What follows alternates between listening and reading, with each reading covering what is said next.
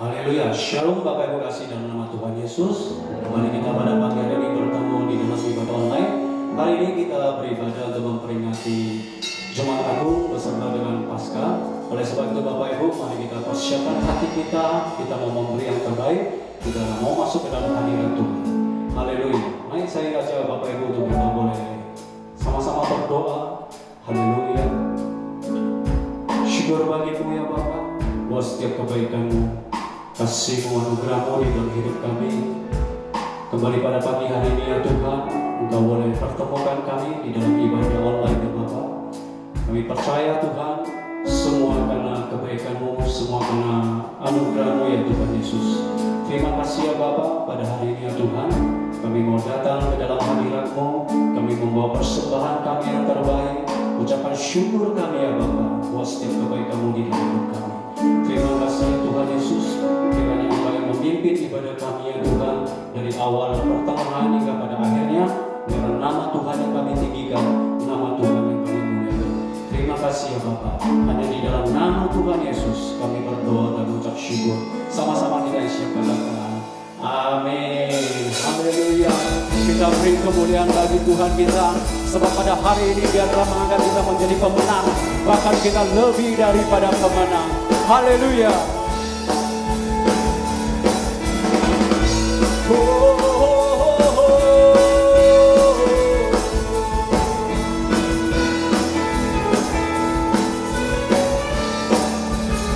Sama-sama kita katakan lebih dari pemenang dalam segala perkara,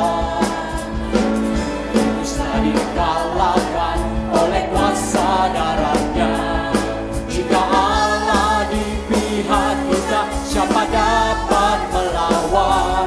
Kita lebih dari pemenang, lebih dari pemenang dalam segala perkara, bisa dikalahkan oleh kuasa darahnya. Jika Allah di pihak kita, siapa dapat melawan? Kita lebih dari pemenang. Haleluya.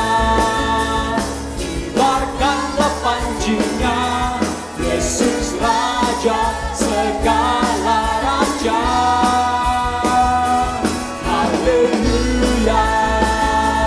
Bangkitlah gerejanya, kita lebih dari pemenang. Haleluya. Kita lebih daripada pemenang. Lebih semangat lagi dalam pujian ini, katakan lebih dari pemenang dalam segala perkara. Bisa dikalahkan oleh kuasa darahnya. Jika Allah di pihak kita, siapa dapat melawan? Kita lebih dari pemenang. Haleluya. Haleluya. Kibarkanlah panjinya, Yesus Raja segala raja. Haleluya. Bangkitlah gerejanya, kita lebih dari pemenang. Haleluya. Haleluya. Kibarkanlah panjinya, Yesus Raja segala raja. Haleluya. Bangkitlah gerejanya, kita lebih dari pemenang. Lebih dahsyat lagi. Haleluya. Kibarkanlah panjinya, Yesus Raja segala raja. Haleluya. Mari bangkit gereja Tuhan, kita boleh menjadi saksi Tuhan. Kita lebih dari pemenang. Haleluya. Kibarkanlah panjinya, Yesus Raja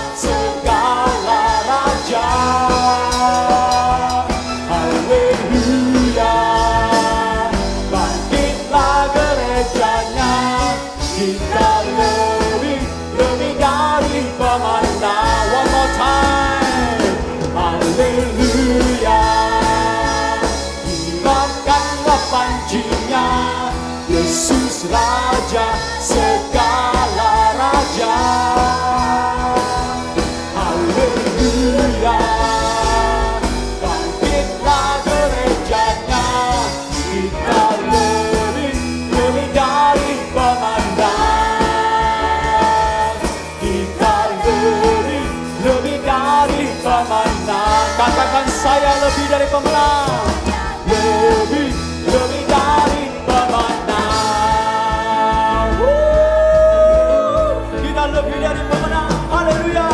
Anggur baru tercurah, penuhi umatnya dengan sukacita. Minyak baru tercurah, urapi umatnya, nyata kuasanya. Anggur baru tercurah, penuhi umatnya dengan sukacita. Minyak baru tercurah, urapi umatnya, nyata kuasanya.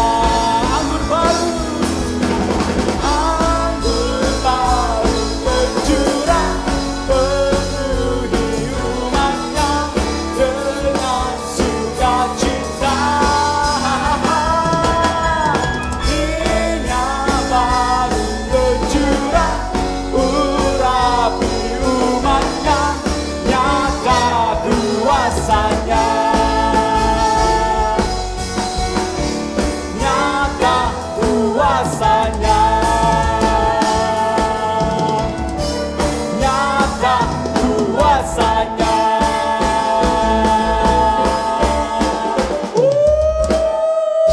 Beri sorak-sorai kemuliaan bagi Tuhan kita.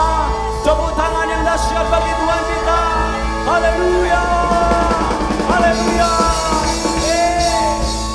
Thank you Lord. Thank you Lord Jesus. Haleluya. Terima kasih Tuhan. Sungguh kami boleh bergembira atas setiap kebaikan-Mu ya Bapa. Sungguh kami boleh bersyukur dalam setiap kasih-Mu ya Tuhan. Kasih-Mu yang begitu besar ya Bapa. Kau berkorban bagi kami di atas Kau salib ya Tuhan. Kau rela mati bagi setiap kami, sehingga kami boleh menerima kehidupan daripada Engkau ya Bapa. Terima kasih ya Tuhan. Sungguh kami rindu untuk menyembah Engkau ya Tuhan. Sungguh kami rindu untuk masuk dalam hadirat-Mu ya Bapa. Thank you Lord Jesus.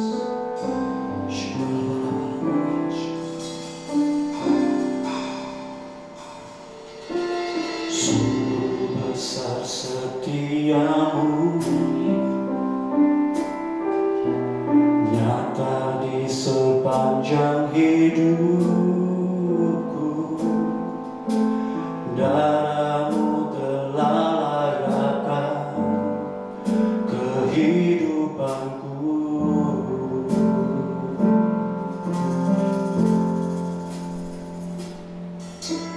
Tiada kata yang bisa lukiskan indahnya Kau Tuhan. Bagi-Mu segala pujian dan kemuliaan.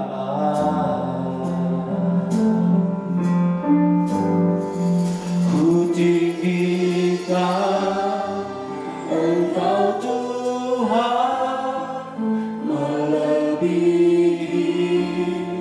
segalanya,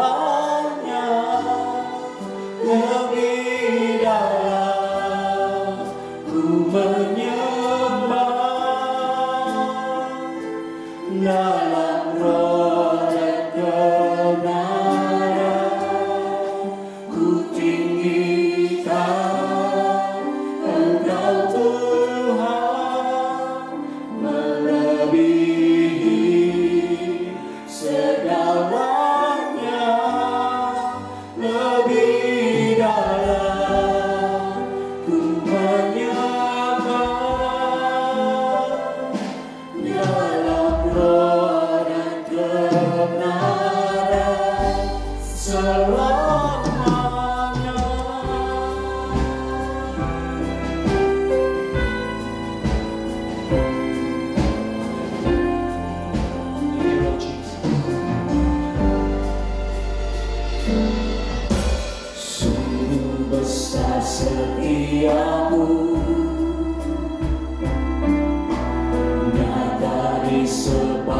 sepanjang hidupku, darah-Mu telah layakkan kehidupanku.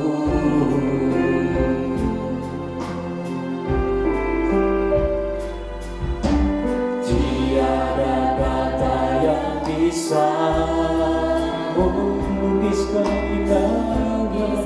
indahnya Kau Tuhan. Bagimu segala pujian dan kemuliaan. Kami mau tinggikan Kau, ku tinggikan Engkau Tuhan, melebihi segalanya, lebih dalam ku menyembah, dalam roh dan kebenaran ku tinggikan Engkau Tuhan, melebihi segalanya, lebih dalam ku menyembah, dalam roh dan kebenaran ku tinggikan Engkau Tuhan, melebihi segalanya, lebih dalam ku menyembah, dalam roh dan kebenaran ku tinggikan Engkau Tuhan, melebihi segalanya, lebih dalam ku menyembah, dalam roh dan kebenaran selamanya.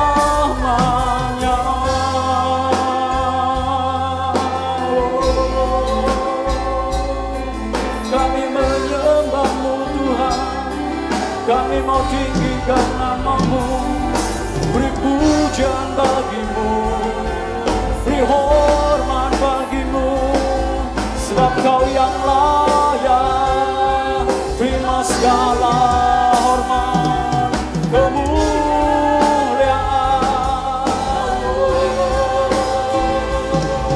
Haleluya, haleluya. Terima kasih Tuhan, Engkau baik, sungguh besar pengorbanan-Mu, sungguh tiada terbatas, tidak dapat kami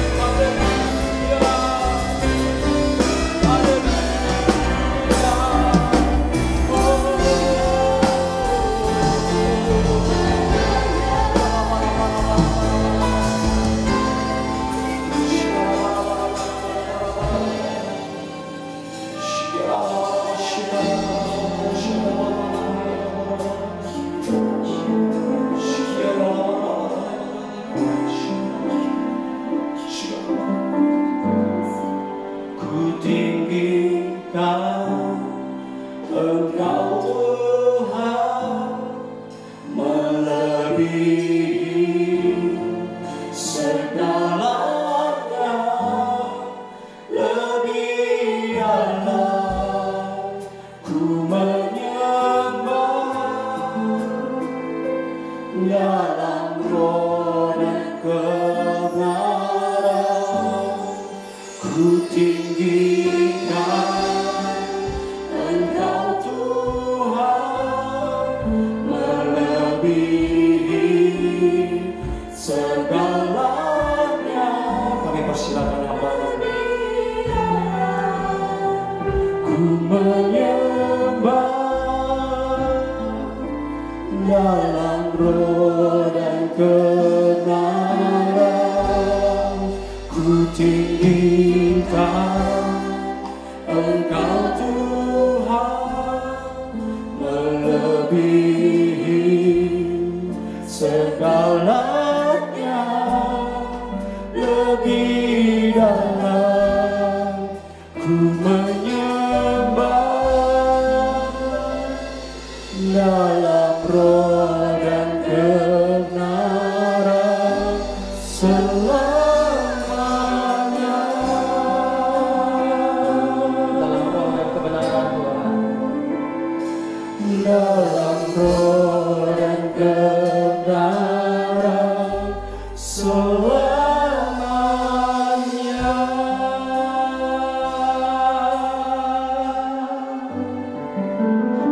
Terima kasih Tuhan Yesus, Allah di dalam kehidupan kami untuk selama-lamanya.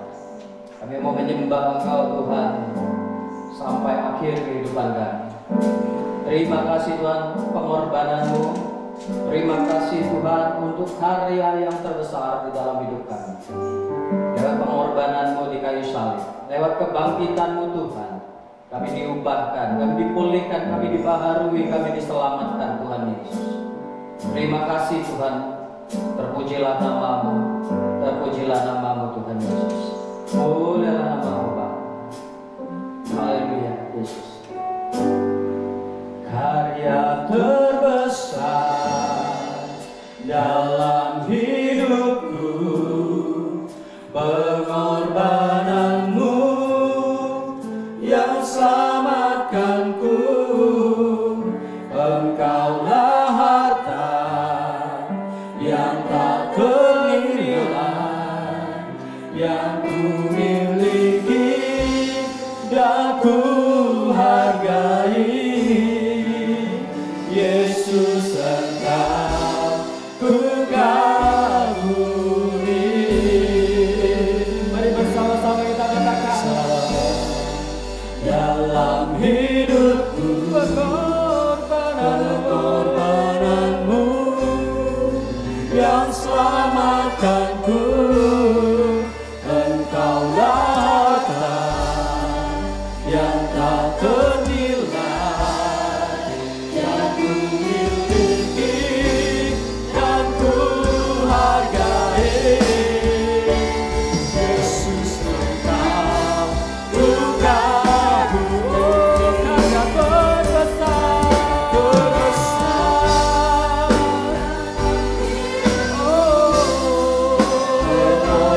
pengorbanan-Mu yang selamatkanku.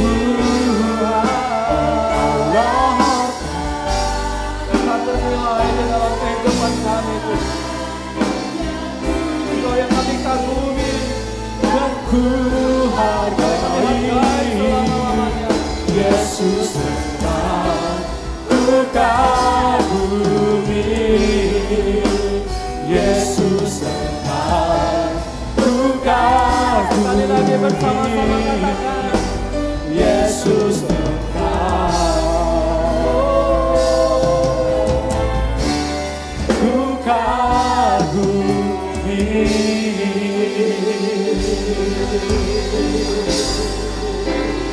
Haleluya, haleluya. Terpujilah nama-Mu Tuhan selama-lamanya. Kaulah satu-satunya pribadi yang kami kagumi dan kami hargai Tuhan selama-lamanya. Untuk segala perbuatan-Mu di dalam kehidupan kami. Kami bersyukur untuk hari ini Tuhan. dan kami boleh menikmati karya-Mu di dalam hidup kami. Kami dibenarkan, kami dikuduskan, kami dilayakkan di hadapan-Mu Tuhan. Terima kasih, dan sebentar Tuhan kami mau bersama-sama untuk memperhatikan firman-Mu.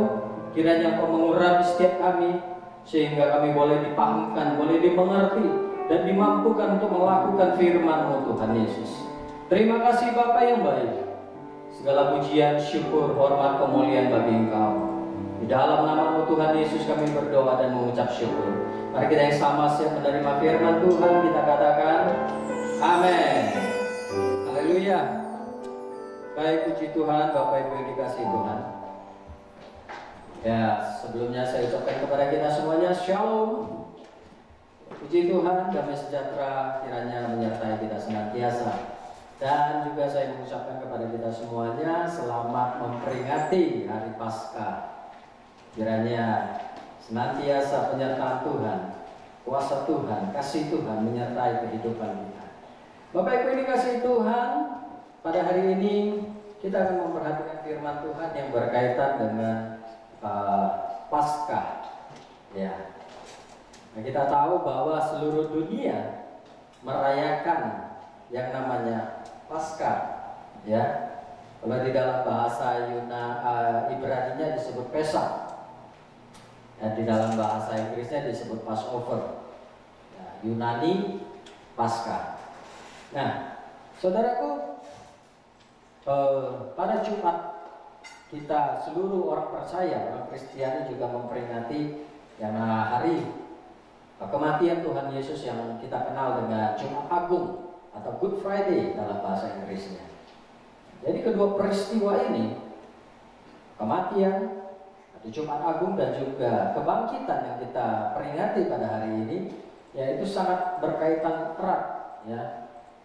Itu sangat penting, sangat vital di dalam kehidupan kita sebagai orang percaya, ya, sebagai umat Kristiani.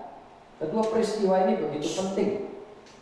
Nah, Bapak Ibu Saudara yang dikasihi Tuhan, kita melihat ke belakang sejarah daripada bangsa Israel. Ya, kita tahu awal mulanya perayaan atau peringatan Paskah ini dilaksanakan oleh bangsa Israel atau bangsa Yahudi. Ya. Kita tahu kalau kita melihat cerita di dalam kisah di dalam Perjanjian Lama, ya, di dalam Kitab Keluaran, di mana Musa pada waktu itu dipercayakan Tuhan atau dipilih Tuhan untuk membebaskan bangsa Israel dari perbudakan Mesir. Ya. Nah, kemudian Musa dengan mengemban tugas daripada Allah menjumpai daripada Fir'aun, yaitu raja di Mesir, ya, untuk membawa bangsa ini keluar dari tanah perbudakan, yaitu tanah Mesir. Ya. Nah, kita tahu ceritanya bahwa Tuhan mengeraskan hati daripada Fir'aun sehingga tidak memberikan mereka kesempatan untuk keluar dari Mesir. Ya.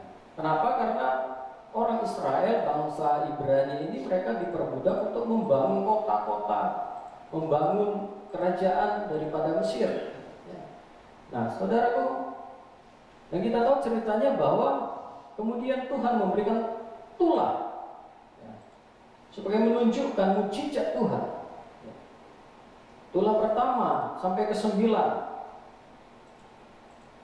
Firaun belum tergerak hatinya. Tapi yang ke-10, sebagaimana Allah berfirman, ya, bahwa seluruh anak sulung dari yang ada di Mesir akan dibinasakan, ya. Tidak terkecuali anak sulung orang Israel jika tidak mengindahkan akan perintah Tuhan. Ya, kita tahu apa perintahnya pada waktu itu kepada Musa, bahwa Musa diperintahkan untuk menyembelih, ya, domba dan darahnya dengan hisop akan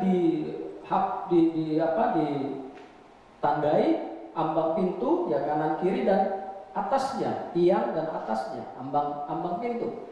Nah, dengan darah sebagai tanda, sehingga ketika Tuhan mengutus malaikat maut untuk membinasakan seluruh anak sulung dari manusia bahkan sampai kepada hewan, ya, ketika malaikat melihat tanda darah di ambang pintu dan di kedua tiang pintu bangsa Israel, ya, malaikat maut melewatinya, ya, sehingga tidak ada kematian daripada anak-anak sulung dari orang Israel, ya, orang Ibrani, bangsa Ibrani. Tetapi anak-anak sulung bangsa Mesir binasa, sehingga ada jerit tangis yang luar biasa pada malam hari itu. Nah, ini diperingati terus oleh orang Israel, orang Ibrani, orang Yahudi, ya, sampai hari ini, ya, sebagai sebuah peringatan di mana Tuhan membebaskan mereka, melewatkan anak-anak sulung mereka dari maut, ya, dan membawa mereka keluar dari tanah perbudakan, dari tanah perhambaan. Nanti pada masa sekarang ini, Paskah yang diperingati oleh orang Israel dengan memakan roti tidak berdaging dan juga sayur pahit, ya, pada masa sekarang ini Paskah dirayakan juga oleh seluruh umat manusia di muka bumi ini. Nah, kenapa ini bisa terjadi? Kenapa ini bisa terjadi? Itu semuanya dikarenakan oleh sebuah peristiwa yang begitu luar biasa, yang tidak akan pernah terjadi lagi. Satu peristiwa supranatural yang dikerjakan oleh satu pribadi yang sempurna, yang disebut anak domba Allah yang kudus, yang kita kenal dengan sebutan Yesus Kristus. Pengorbanannya di kayu salib yang diperingati pada Jumat Agung, itu adalah Paskah rohani kita. Pada waktu yang lalu, di waktu bangsa Israel dijajah oleh bangsa Mesir, mereka dilepaskan dari perbudakan secara jasmani, kemudian mereka dilewatkan dari kematian jasmani, ya, anak sulung. Tetapi melalui Yesus Kristus, kita dibebaskan, ditebus dari perbudakan dosa, dari perhambaan dosa, ya. Kemudian kita dilewatkan daripada kematian kekal, saudara.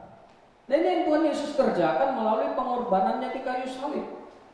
Nah, kita belajar pada hari ini, ya, tentang penyaliban dan kebangkitan.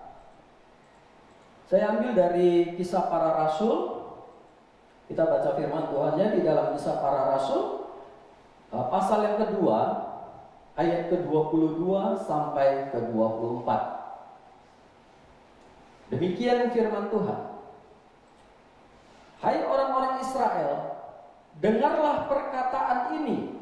Yang aku maksudkan ialah Yesus dari Nazaret, seorang yang telah ditentukan Allah dan yang dinyatakan kepadamu dengan kekuatan-kekuatan dan mukjizat-mukjizat dan tanda-tanda yang dilakukan oleh Allah dengan perantaraan Dia di tengah-tengah kamu, seperti yang kamu ketahui.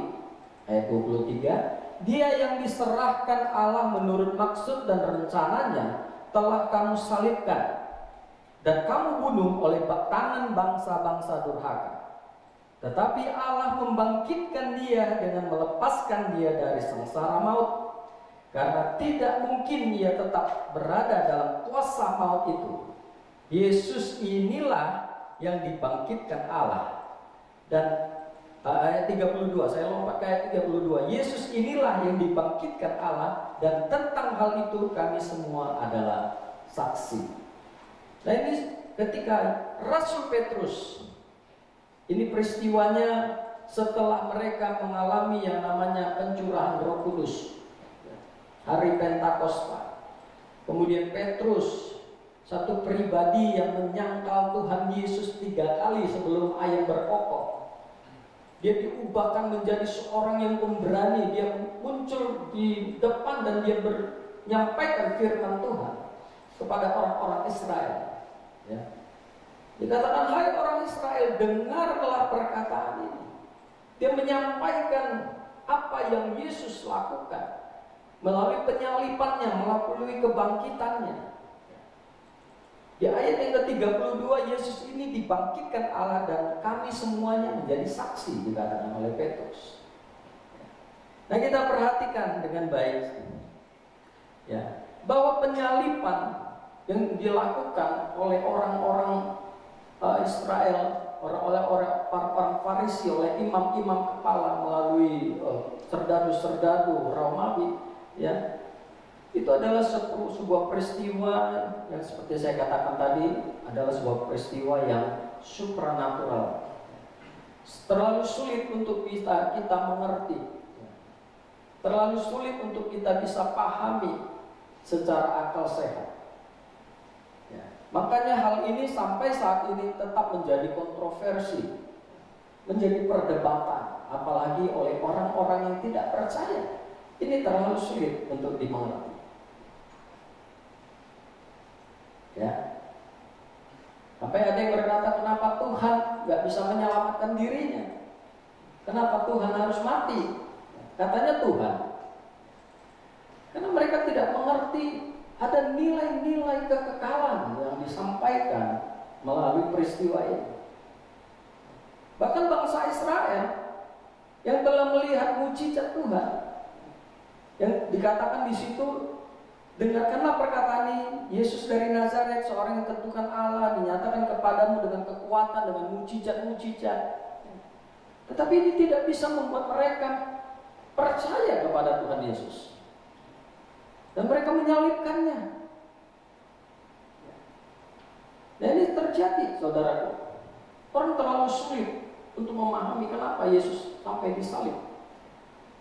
Apalagi dengan kebangkitannya. Kita tahu bahwa Yesus itu adalah 100% manusia dan 100% Allah.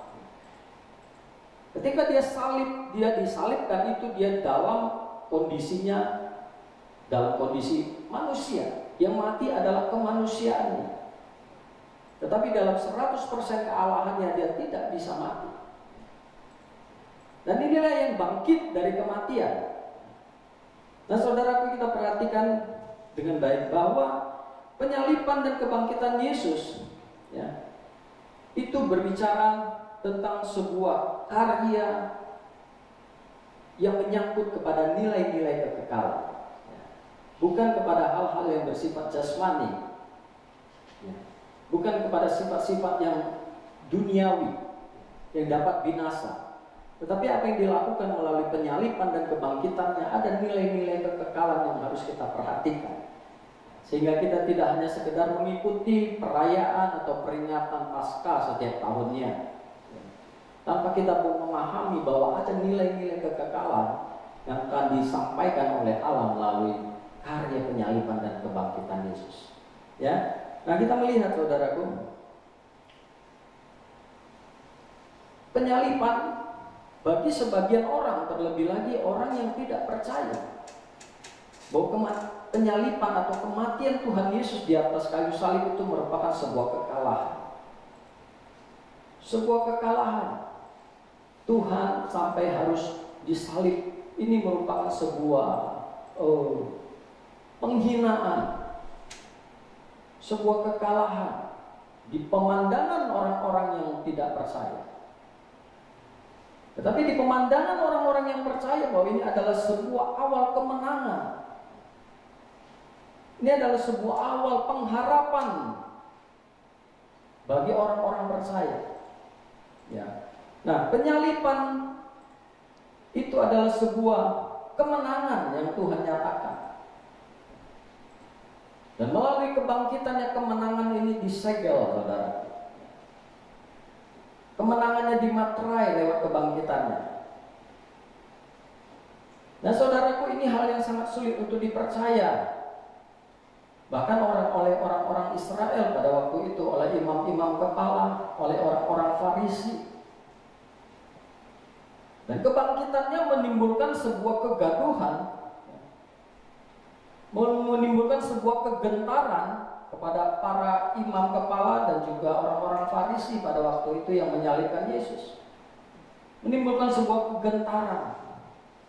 Dan mereka membuat sebuah konspirasi, persekongkolan dengan serdadu-serdadu Romawi yang diutus oleh Pilatus. Karena mereka menyampaikan supaya Pilatus boleh mengirimkan serdadu untuk menjaga kubur daripada Tuhan Yesus.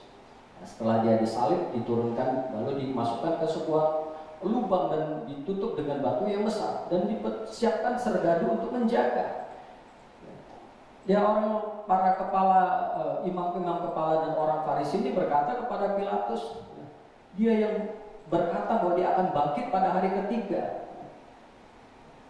Kirim para serdadu untuk menjaga.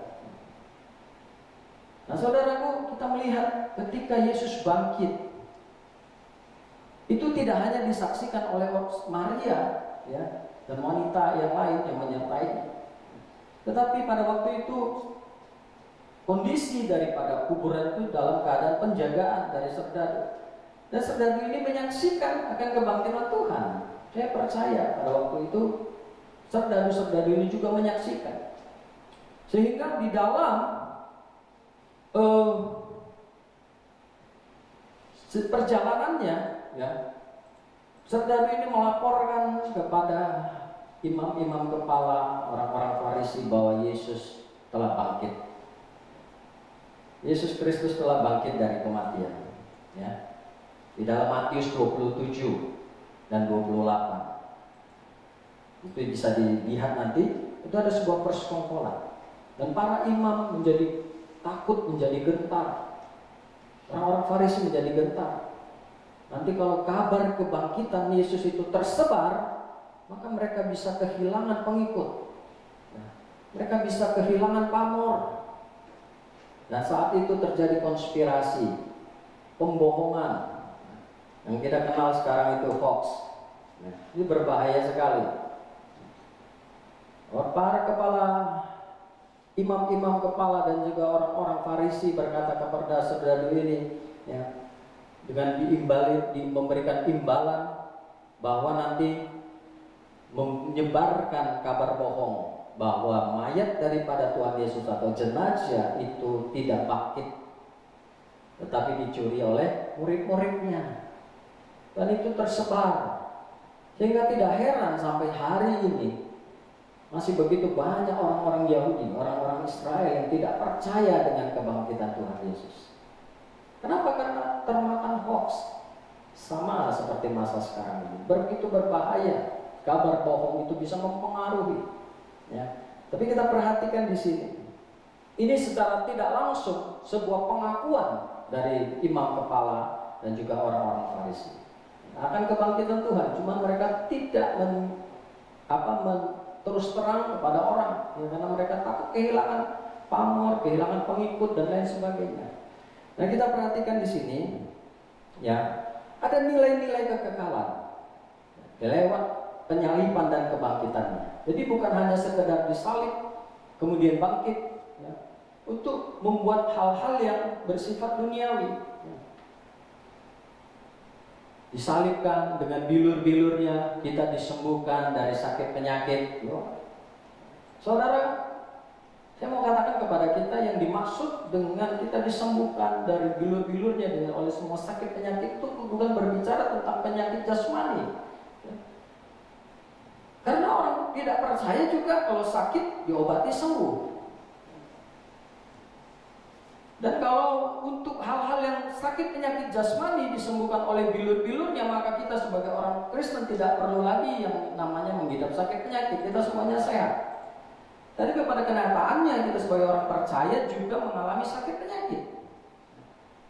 Tapi katanya semua sakit penyakit kita sudah ditanggung. Tapi yang dimaksud yang tersirat bukan seperti itu. Tetapi lebih fokus kepada sakit penyakit rohani kita. Sakit rohani kita, perbuatan-perbuatan dosa kita, itu yang dipulihkan Tuhan. Kemudian katanya dia kaya menjadi miskin supaya kita menjadi kaya. Ada orang mengartikannya dari segi materi. Makanya katanya kalau orang Kristen nggak kaya berarti nggak diberkati Tuhan. Nah ini pemikiran yang begitu dangkal, saudara. Adalah ada makna yang tersirat melalui dia kaya menjadi miskin supaya kita menjadi kaya. Kaya dalam hal apa? Kalau firman Tuhan berkata kita diperkaya untuk melakukan perbuatan baik, untuk melakukan kebajikan-kebajikan, untuk pelayanan kasih dan lain sebagainya. Nah, oleh karena kalau kematian Tuhan Yesus di kayu salib hanya supaya kita menjadi kaya secara materi, itu terlalu rendah nilainya, saudara. itu terlalu rendah. Kenapa? Karena orang-orang yang nggak percaya Tuhan juga bisa lebih kaya dari orang Kristen, ya kan? Jadi bukannya maksudnya seperti itu. Walaupun tidak tertutup kemungkinan kita diberkati secara materi, tetapi itu bukan esensinya, itu bukan intinya dari karya penebusan Tuhan Yesus di kayu salib. Artinya kita diperkaya dengan hal-hal yang baik. Nah, ini perlu kita perhatikan dengan baik, Bapak Ibu Saudaraku, ya. Nah, kita melihat nilai kekekalan atas kematian dan kebangkitan Yesus Kristus. Yang pertama, nilai kekekalan yang dinyatakan lewat kematiannya adalah supaya manusia diperdamaikan dengan Allah. Itu nilai kekekalannya, supaya kita manusia yang berdosa diperdamaikan dengan Allah.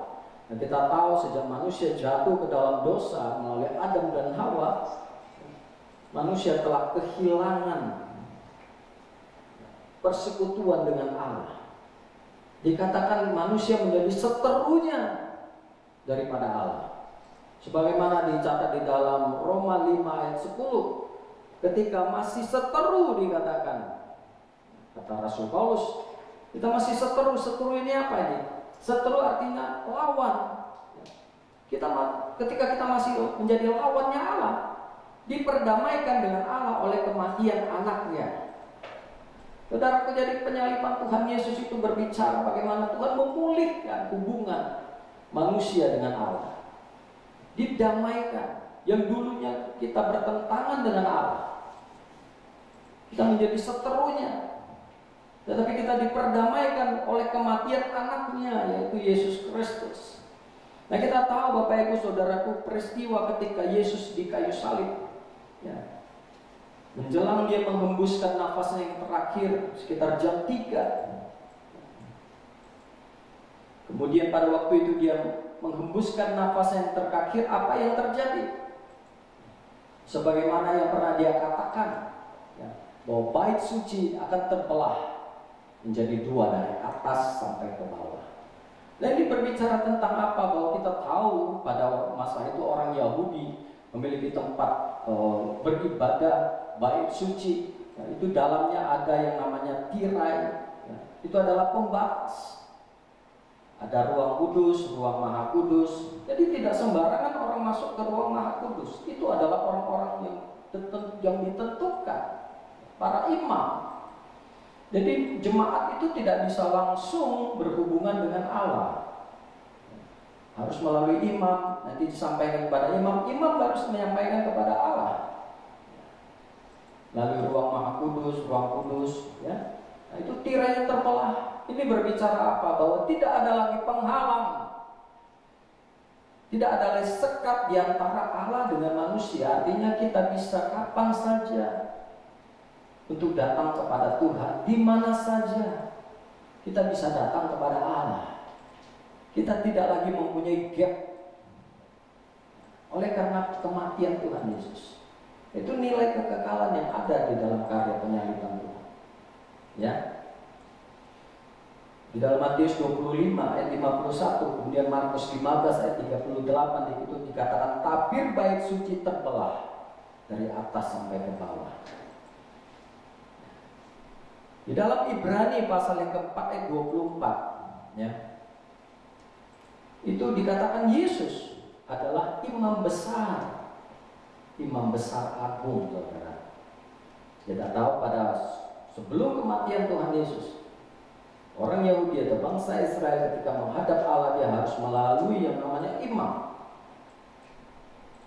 Nah, setelah Yesus menjadi korban tebusan, ya, disalibkan, dia menjadi imam agung, imam besar agung bagi kita untuk datang sama Allah. Jadi tidak lagi melalui perantaraan manusia. Nah, saudara yang dikasihi Tuhan, kita juga bisa melihat kembali di sini bahwa, ya, manusia diperdamaikan dengan Allah. Kita memperoleh kasih karunia. Dengan kematian kita memperoleh kasih karunia. Ketika kita bisa menghadap dengan Tuhan, dengan Allah, kita beroleh kasih karunia. Mustahil bagi manusia bisa memperoleh kasih karunia jika dia tidak datang kepada Allah. Kasih karunia ini berbicara tentang keselamatan. Kasih karunia berbicara tentang keselamatan jiwa oleh pengampunan dosa. Ya. Jadi kita mau melihat sini bahwa keselamatan itu murni adalah inisiatifnya Allah. Tidak ada campur tangan manusia, itu bukan usaha manusia. Dengan perbuatan baik dan lain sebagainya tidak bisa kita memperoleh kasih karunia dan berbicara tentang keselamatan oleh karena pengampunan dosa. Nah, kita lihat Efesus pasal kedua ayat 8 bilang demikian firman Tuhan. Efesus 2 ayat 8, sebab karena kasih karunia kamu diselamatkan oleh iman. Ya, itu bukan hasil usahamu tetapi pemberian Allah. Jadi tidak ada satupun manusia di muka bumi ini mau sebaik apapun dia tidak akan bisa mengusahakan yang namanya keselamatan atau hidup kekal. Itu adalah pemberian Allah atau kasih karunia Allah melalui Yesus Kristus. Ya, itu yang pertama. Bahwa manusia diperdamaikan dengan Allah. Itu nilai kekekalan yang ada lewat penyaliban Tuhan. Ya, kemudian yang kedua, nilai kekekalan yang ada di dalam karya salib Tuhan adalah memberi diri sebagai korban tebusan atas kutuk dosa umat manusia. Nah, perhatikan di sini disebut dengan kata tebus. Ya. Tebus ini berbicara apa? Berbicara ada sesuatu yang diberikan sebagai ganti dari sesuatu yang akan kita ambil kembali.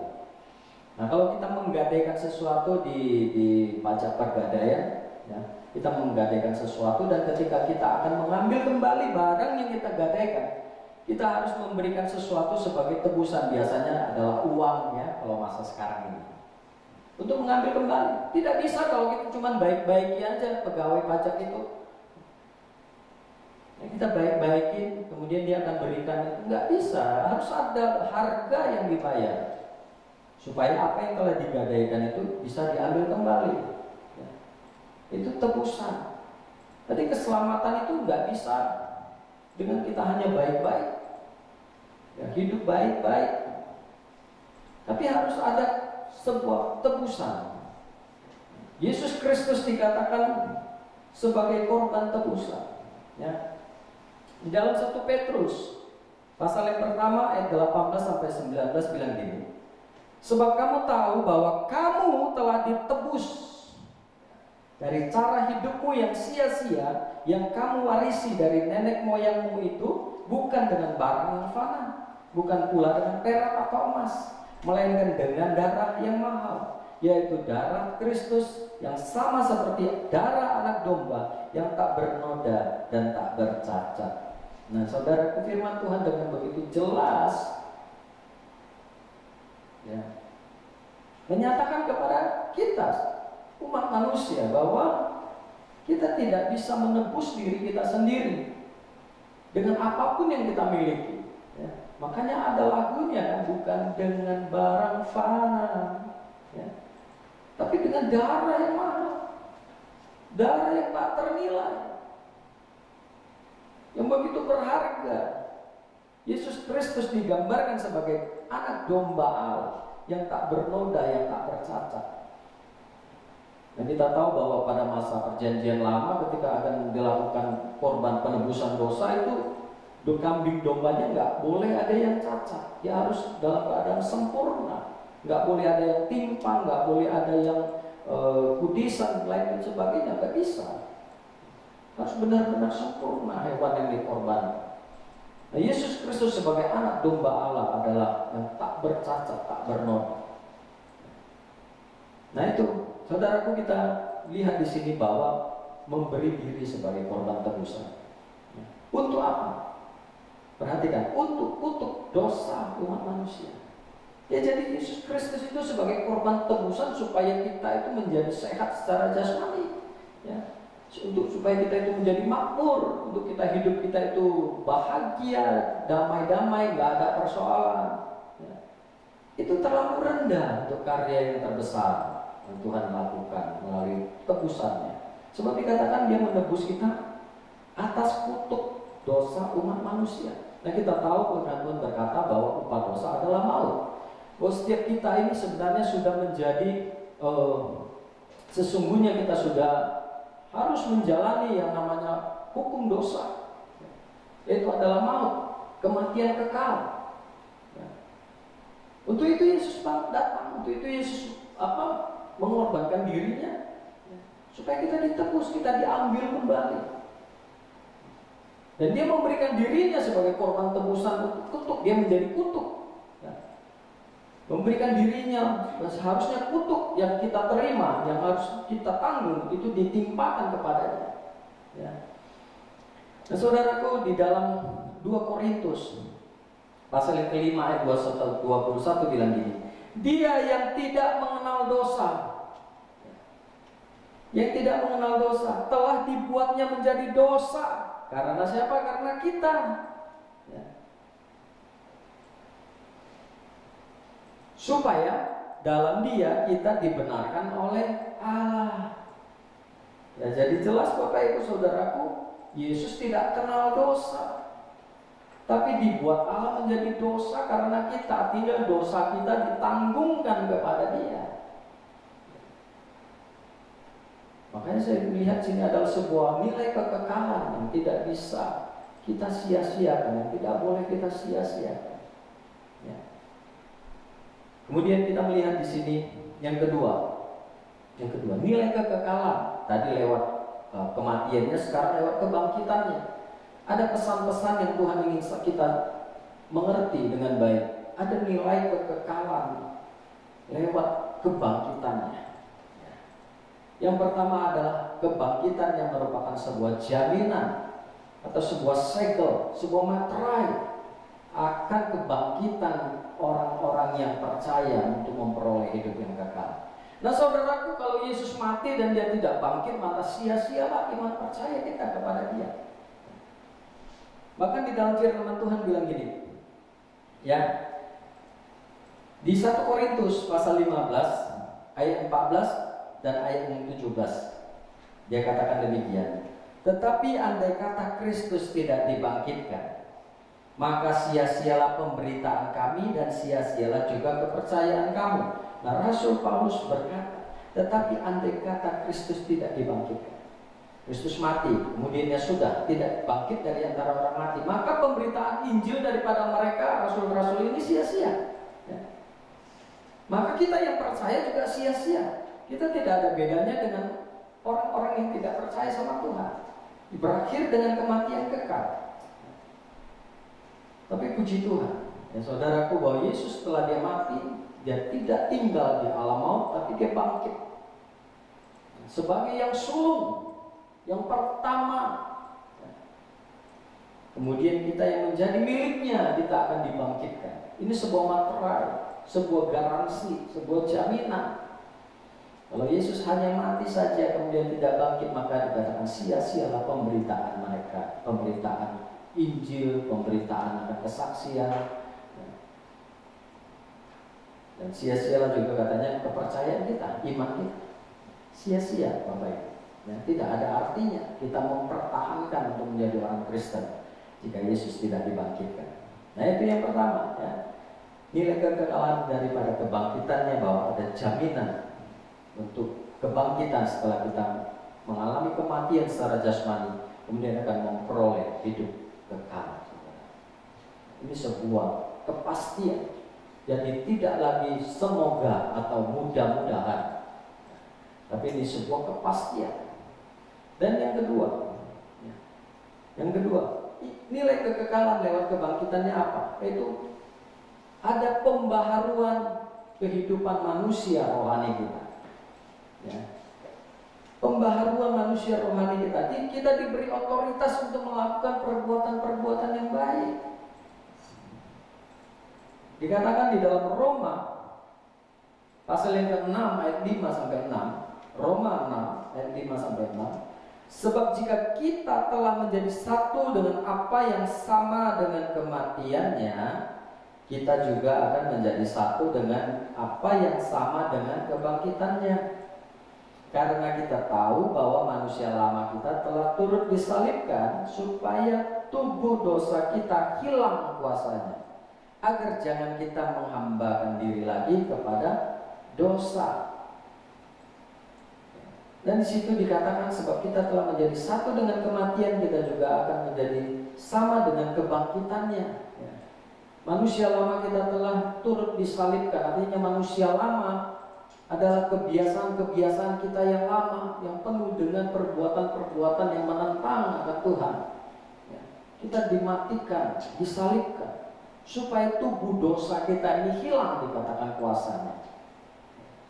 Nah, saudaraku, secara roh kita telah mengalami pengudusan, ya. Tetapi secara kedagingan kita masih sering mau melakukan yang namanya dosa, ya. Tetapi Tuhan dengan kebangkitannya, kita diberi kuasa untuk kita tidak lagi menghambakan diri kepada dosa. Kita bisa berkata kepada dosa tidak. Kita bisa melawan perbuatan-perbuatan dosa yang datang menggoda dalam kehidupan kita. Oleh karena kebangkitan Tuhan. Bisa katakan dalam 1 Tesalonika pasal 4 ayat 7, Allah memanggil kita bukan untuk melakukan apa yang cemar, yang melainkan apa yang kudus. Nah, saudaraku, fokus hidup kita sebagai orang percaya setelah kebangkitan dari Tuhan Yesus, seharusnya kita tidak lagi terarah kepada perkara-perkara duniawi, ya, yang sifatnya adalah fana, yang sifatnya adalah sementara.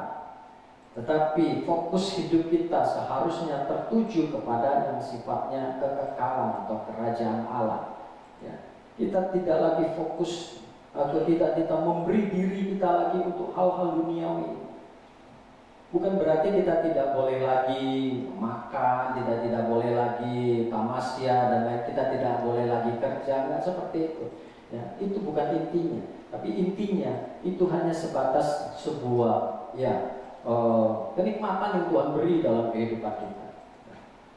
Intinya adalah apa yang kita lakukan, ya, adalah untuk perkara-perkara kekekalan. Ya. Kita melayani Tuhan.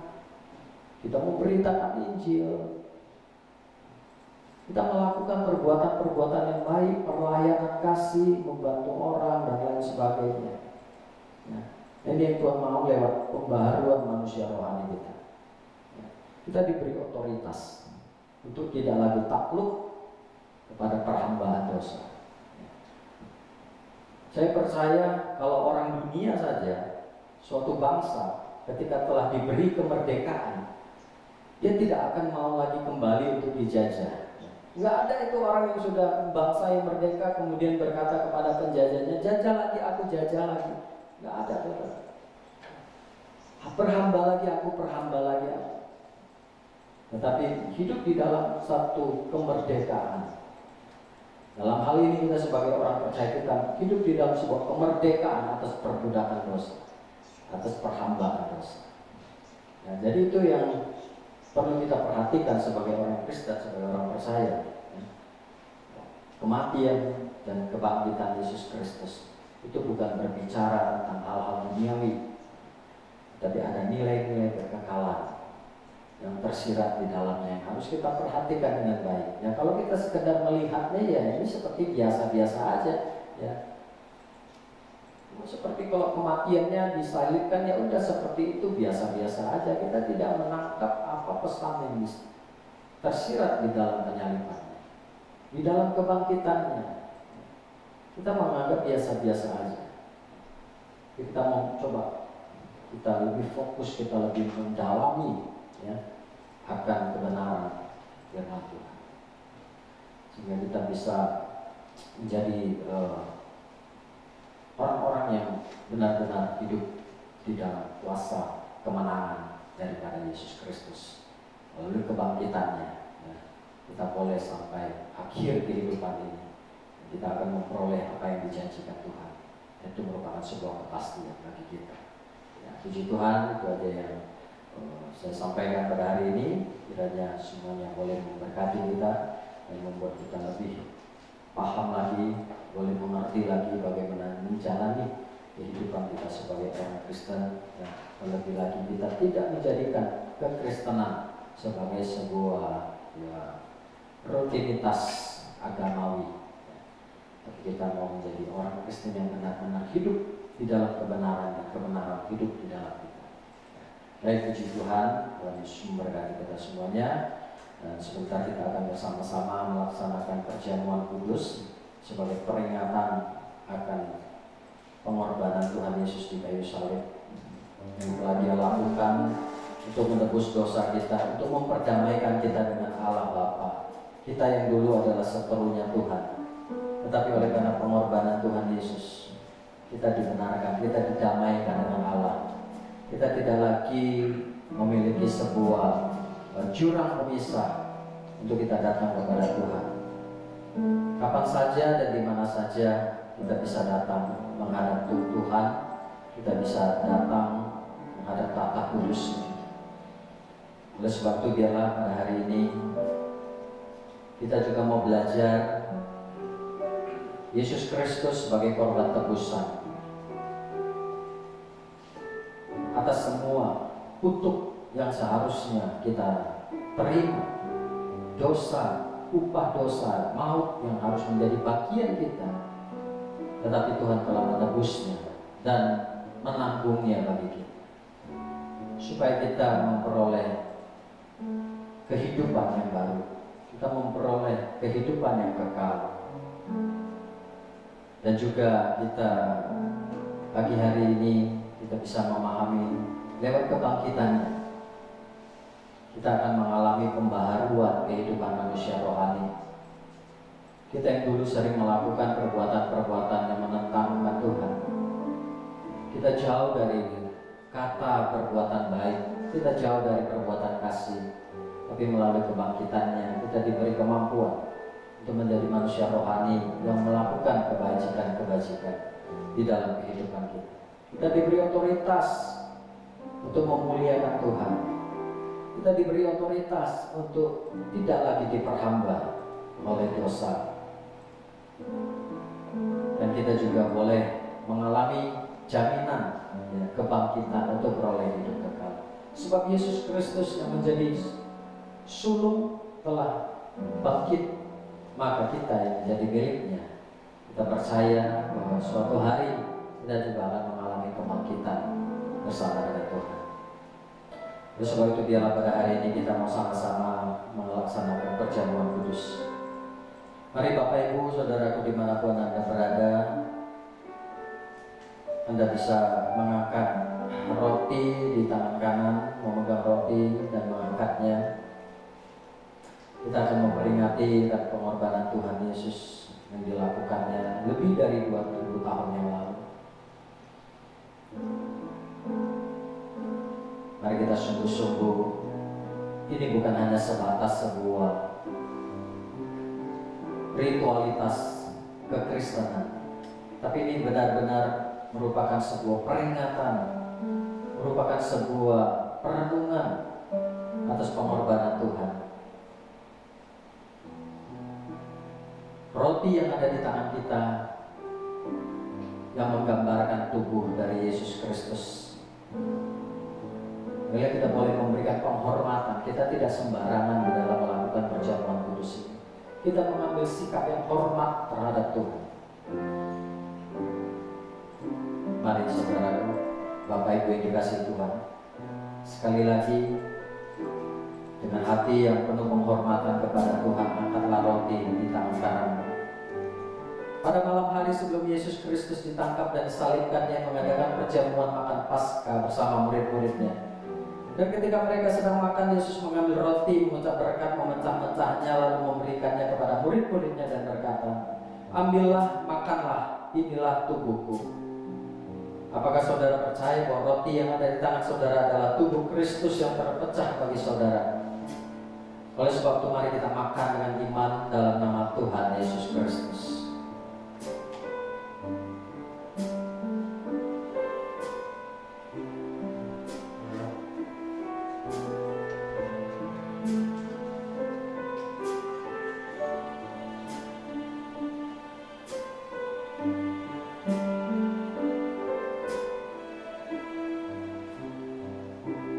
Kemudian mari kita mengangkat cawan dengan tangan kita dengan penuh penghormatan. Sesudah itu ia mengambil cawan, mengucap syukur, lalu memberikannya kepada mereka dan berkata, "Minumlah kamu semua dari cawan ini, sebab inilah darahku, darah perjanjian, yang ditumpahkan bagi banyak orang untuk pengampunan dosa." Maka saudara percaya bahwa cawan yang berisi anggur di tangan saudara adalah darah Tuhan Yesus Kristus yang ditumpahkan untuk pengampunan dosa. Oleh sebab itu mari kita minum dengan iman dalam nama Tuhan Yesus Kristus.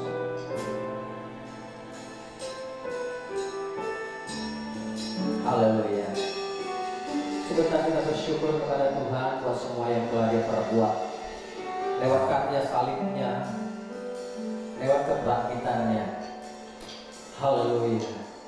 Kami bersyukur Tuhan untuk semua yang telah Kau perbuat dalam hidup kami, untuk karya salib-Mu yang mulia, untuk pengampunan-Mu atas segala dosa dan pelanggaran kami, bahkan untuk kebangkitan-Mu Tuhan yang menyatakan bahwa Kau adalah Tuhan yang hidup, Tuhan yang berkuasa atas maut. Kau adalah Tuhan yang menjamin akan kebangkitan dan hidup yang kekal. Kami bersyukur Tuhan untuk hari ini karena kami menjadi orang yang percaya kepada Engkau.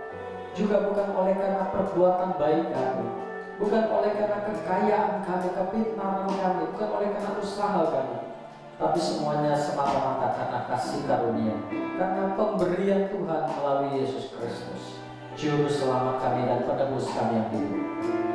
Terima kasih Tuhan Yesus, biarlah melalui persekutuan ini, perjamuan kudus ini Tuhan, kami mengalami pembaharuan atas kehidupan kami lebih lagi Bapa.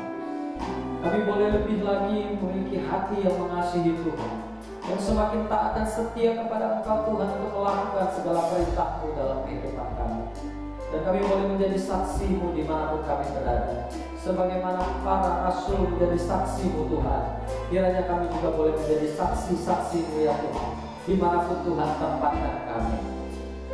Terima kasih Tuhan Yesus buat hari ini kami telah boleh menyelesaikan seluruh rangkaian ibadah ya Jumat Agung dan juga Hari Kebangkitan, merupakan hari yang luar biasa, hari Paskah Tuhan, di mana kami boleh bersama-sama menghadap tahta suci-Mu, tahta kudus-Mu Tuhan.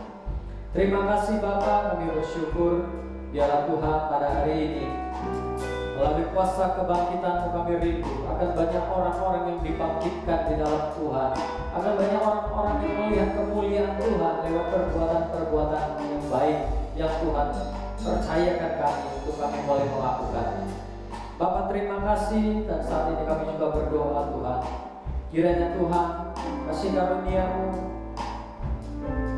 bercurah atas setiap orang-orang yang saat ini berjalan di dalam kesesatan, mereka yang melangkah kepada jurang kebinasaan. Biarlah Tuhan, pakailah setiap kami umat-Mu untuk kami boleh membawa mereka kepada Tuhan, untuk kami boleh menceritakan akan tentang Engkau, kasih-Mu, kuasa-Mu Bapa, supaya mereka juga beroleh keselamatan daripada Tuhan.